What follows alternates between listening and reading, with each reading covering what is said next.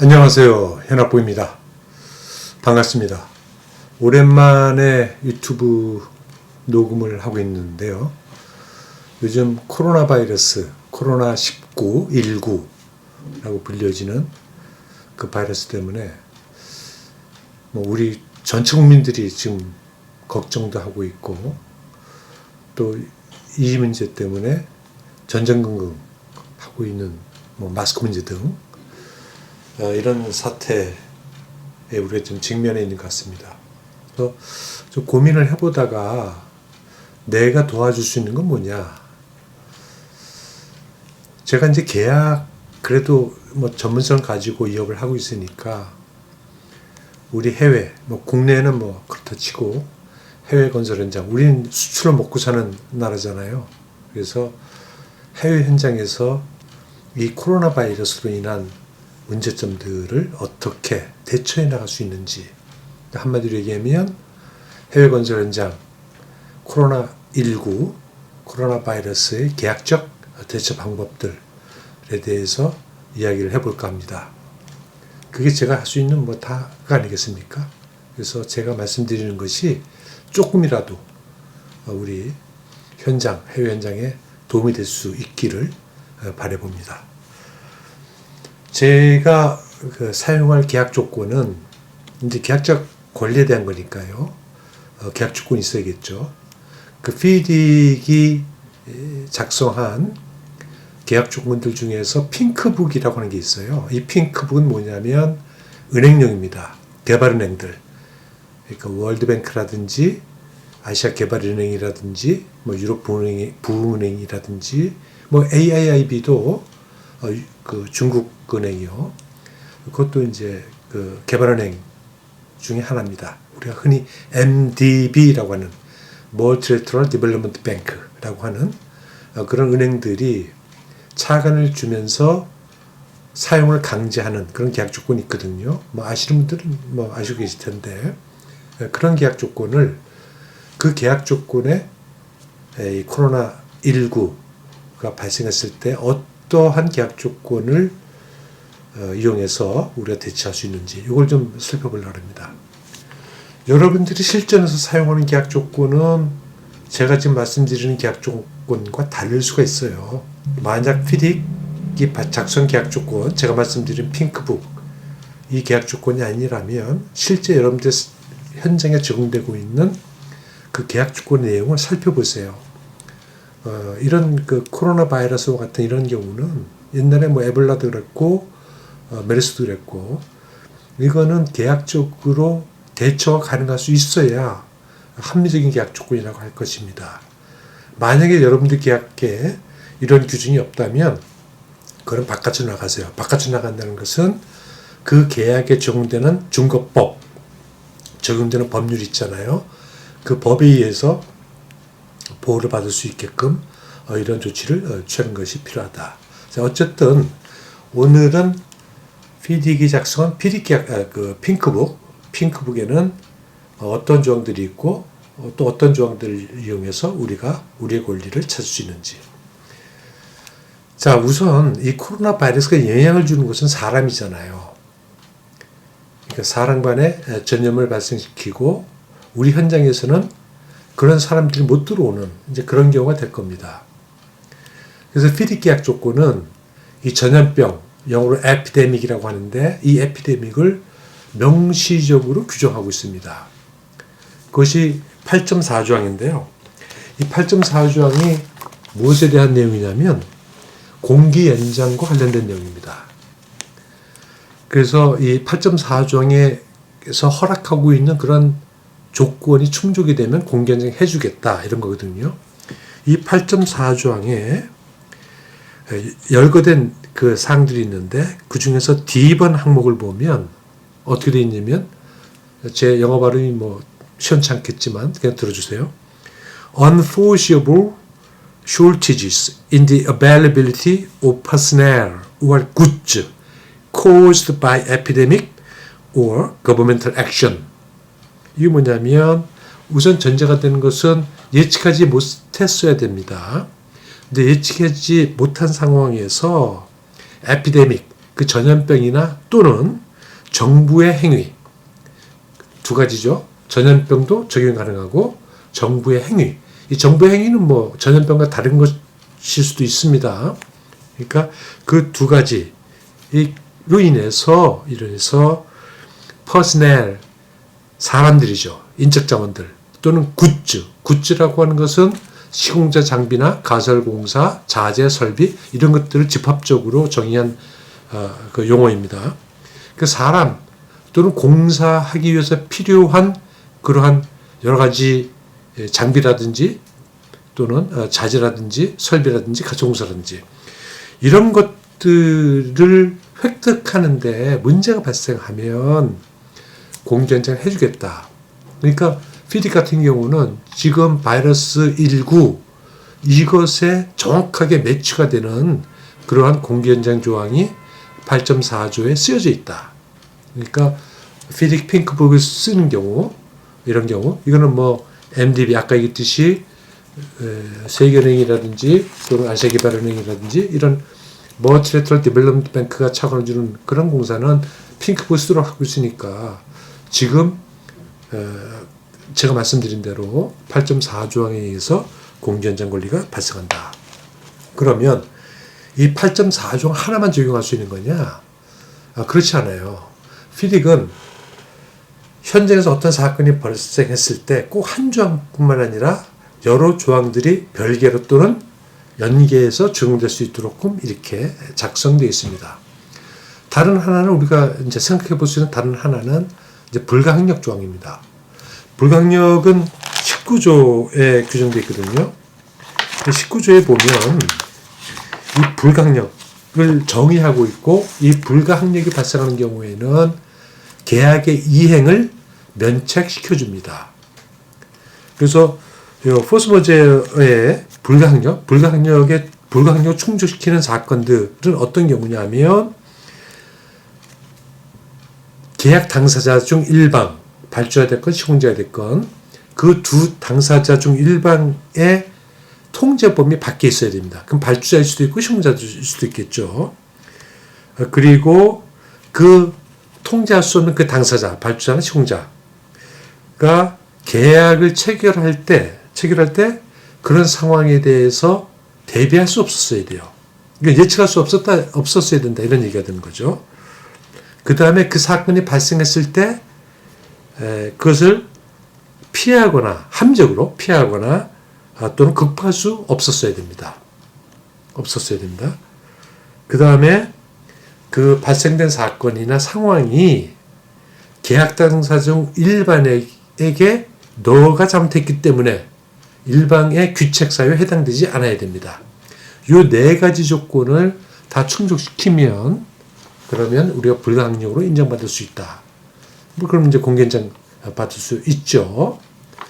그런데 많은 사람들이 이제 이 불가항력 조항을 적용하는데 좀 꺼려하는 것들은 뭐냐면 이 포스 머저의 이 조항에 이 열거된 사건들이나 상황들이 있어요. 전쟁이라든지 뭐 테러라든지 무질서 또는 핵물질 뭐 이런 것들 레디오 액티비티 그러니까 방사능 물질 뭐 이런 것들 그 다음에 이제 그 지진이나 허리케인 태풍 그다음 화산 활동 뭐 이런 것 이런 리스트가 돼 있거든요.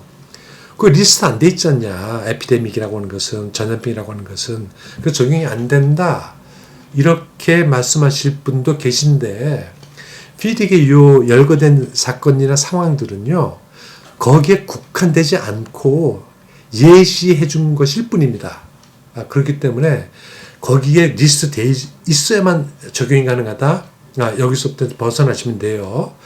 하지만 그 벗어났다 하더라도 아까 말씀드린 네 가지 조건을 충족시켜야 포스 머저 불가항력으로 인정받고 이 19조항에 의해서 계획의 이행을 면책받을 수 있다. 이렇게 이해를 하시면 되겠습니다. 근데 주의하셔야 될 것은 뭐냐면 아까 8.4조항이나 이 19조에 의해서 면책을 받을 때 또는 클레임을 할 때 이제 어떤 청구 행위를 하거나 노티스를 하거나 뭐 이렇게 알려줘야 될 거 아니겠습니까? 이 권리, 계약적 권리를 발생시키기 위해서는 20.1조에 규정된 절차 조항, 20.1조가 이제 클레임 절차를 규정하고 있는 조항이거든요. 그래서 20.1조에 규정된 절차 조항을 지켜야 된다. 그 절차 조항 중에서 가장 중요한 것이 뭐냐면 통지 규정이에요. 그 FDIC은 요 핑크북, 뭐 레드북, 옐로북, 실버북도 마찬가지지만 사건을 인지했거나 인지했었어야 되는 날로부터 28일 이내에 자기가 클레임하겠다라고 하는 의사를 계약 당사자, 타방 당사자에게 통지해야 그 권리를 인정받을 수 있게 이렇게 하고 있습니다. 그렇기 때문에 통지 의무는 반드시 지금 벌써 발생하고 있잖아요. 여러분들 현장에 지금 발생하고 있는지 모르겠지만 이것으로부터 영향을 받고 있는지 모르겠지만 만약 영향을 받기 시작한다라고 하게 되면 그러면 반드시 통지를 하셔야 된다. 또 영향을 지금 현실적으로 받고 있지 않다 하더라도 문제가 될 소지가 있다. 예를 들면 주 인력 자원과 관련된 거니까 어떤 특정 국가의 인력들이 못 들어온다. 지금 뭐 오늘이 3월 2일인데요. 2020년 3월 2일자로 한국인들에 대한 인력을 받지 않는 여행, 뭐 전체 인력에 대한 거니까 사람들에 대한 거니까 거기는 뭐 건설 현장뿐만 아니라 그냥 비즈니스 다른 업무로 가는 사람 다 포함되겠죠. 벌써 80여 개 국가가 늘고 있잖아요. 그래서 그런 어떤 그런 정부의 행위, 이건 정부의 행위가 되겠죠. 어떤 정부된 행위. 근데 이것의 원인은 에피데믹이다. 그렇기 때문에 아까 처음 말씀드렸듯이 그 8.4조의 조항에 에피데믹 또는 government action 이렇게 돼 있잖아요. 이 두 개가 같이 쓸 수도 있고 또 따로따로 쓰일 수도 있는 겁니다. 그래서 그런 조항. 왜냐하면 인지했거나 인지했어야 되는 날 그 사건이나 상황을 그러니까 그 시기를 놓치지 않도록 이렇게 미리미리 대비해 주시는 것이 좋겠다. 그리고 이제 또 다른 조항이 있는데 이제 8.5조항입니다. 8.5조항은 뭐냐면 그 government authority 정부의 산하 그 기관들 있지 않습니까? 그래서 그 정부의 산하 기관들 그러니까 뭐 공무원 집단이나 이렇게 돼 정부 기관이나 이렇게 되겠죠. 그 기관의 행정명령이나 뭐 이런 것들로 인해서 공사를 추진하는데 영향을 받았다. 그러니까 이렇게 되면 또 8.5조항에 의해서 우리가 우리의 권리를 뭐 공유 현장에 대한 권리가 되겠는데요. 그것을 보호받을 수 있다. 이렇게 이해를 하시고 지금 이제 계약을 이제 다뤄야 되는 사람들은 지금부터라도 이 계약 조건들을 살펴보세요. FDIC은 제가 지금 말씀하신 그런 계약 조건들을 좀 살펴보시고 대처해 나가면 어떨까 이런 생각을 합니다. 자, 그러면 발주자로서는 어떤 행동을 할 수 있을까? 이런 측면도 바라봐야 되는데요. 발주자로서는 이 문제가 심각해서 도저히 현장을 운영하지 못한다 그러면 서스펜션을 지시해야 됩니다. 공사 중단을 지시할 수 있겠죠. 그래서 이제 공사 중단 지시는 8.8조항에 있어요. 그래서 이거는 뭐 이유가 있어도 되고 이유가 없어도 돼요. 근데 이거는 명백히 이유가 있는 경우잖아요. 그래서 아마도 이유를 대고 서스펜션을 요구할 수 있다. 그러면 8.8조항에 의해서 공사 중단을 하게 되고요. 근데 여기서 조심해야 될 게 뭐냐면 8.8조항에 의해서 공사가 중단이 되게 되면 시공자의 규칙 사유에 의하지 않은 경우 이제 비용 보상까지도 허락을 해줘야 되는 이런 입장에 발주자가 처해질 수 있다. 그래서 그건 이제 해석상 어떤 그런 또 문제가 있을 수도 있긴 하지만 어쨌든 그렇죠. 발주자가 좀 부담을 가질 수가 있습니다. 그리고 발주자가 8.8조항에 의해서 서스펜션 지시했는데 이거 지금 코로나 바이러스가 빨리 끝났으면 좋겠는데 이게 장기전으로 간다라고 하면 또 문제가 발생할 수 있습니다. 그렇게 장기전으로 가면 재앙이 될 텐데요. 그 FDIC 계약 조건인 경우에는 발주자 서스펜션을 지시했는데 그 서스펜션이 84일이라고 하면 3개월 정도가 되겠죠. 예, 맞나요? 제가 계산 잘못해가지고. 그래서 그 정도 지속이 되면 그러면 어떤 권리가 시공자에게 발생하냐면 일단은 뭐 그 권리가 발생하기 전에 이것을 진행할 거냐 말 거냐 먼저 물어봐야 되는 건 절차가 있지만 이제 이게 문제가 심해가지고 서스펜션이 84일을 넘어서 지속이 된다면 시공자에게 공사를 해지할 수 있는, 타결할 수 있는 그런 권리가 부여가 됩니다. 그러니까 발주가 상당히 이 조건을 적용해서 공사를 중단시키는데 부담감을 가질 수 있어요. 그러면 공사가 지금 중단돼야 될 상황이다. 그럼에도 불구하고 발주자가 중단을 지시하지 않는다. 이런 경우 어떻게 할 거냐? 그러면 시공자는 발주자에게 8.4조항에 의해서 공사 중단 지시해야 될 의무가 발주자에게 있다라고 역공격을 해야 됩니다. 공격을 해야 됩니다. 자기 권리를 보호받기 위한 그런 대처 방법이죠. 의무가 있는 서스펜션 해야 될 상황인데 서스펜션 지시를 합니다. 그러면 서스펜션 해야 될 어떤 그런 의무를 지키지 않고 있는 거잖아요. 그래서 8.4조항에 의해서 지시를 해야 될 의무가 있다라고 하고요. 주장을 하고요. 그리고 1.9조항에 보면 이것은 이제 핑크북에서 하는 경우입니다. 옐로우북이나 실버북 같이 디자인 빌드나 턴키 EPC에는 1.9조항, 지금 말씀드린 조항의 내용이 없어요. 이 핑크북에서 하는 경우에는 1.9조항에 뭐가 있냐면 도면이나 지시가 늦어졌을 경우에 발생할 수 있는 그러한 손해 또는 지연에 대해서 시공자가 클레임할 수 있는 권리를 주고 있습니다. 그러니까 그 1.9조항의 내용이 뭐냐면 도면을 빼고 지금 도면 상황은 아니니까 서스펜션 지시가 나와야 되잖아요. 그런 상황들과 서스펜션 지시를 안 한다. 그렇게 되면 발주자에게 또는 감독에게, 그건 이제 엔지니어가 하게 됐으니까 피딕은 엔지니어에게 서면으로 요구를 하는 겁니다. 지금 너의 지시가 필요한 상황이다. 우리가 어떻게 해야 될지에 대해서 지시를 내려달라. 지금 지시를 안 하고 있는 상황이니까 그것이 바로 1.9조항을 활용해서 우리가 대처할 수 있는 그러한 이야기가 되겠다. 이렇게 이해를 하시면 되겠습니다. 그러니까 지금 말씀드렸듯이 이 코로나19 이 바이러스를 대처하는 계약 조건이 여러 군데 흩어져 있다. 그래서 이런 것들을 여러분들이 꼼꼼하게 챙겨보시고, 이것은 이제 피디 계약 조건에서 이야기하고 있는 거니까 여러분들 계약 조건이 피디 계약 조건이 아니라면 다 읽어보세요. 읽어보시고 내가 어떤 조항을 적용해서 이 사태 현장에 발생하는 불이익을 조금이라도 방해해 볼 수 있을까.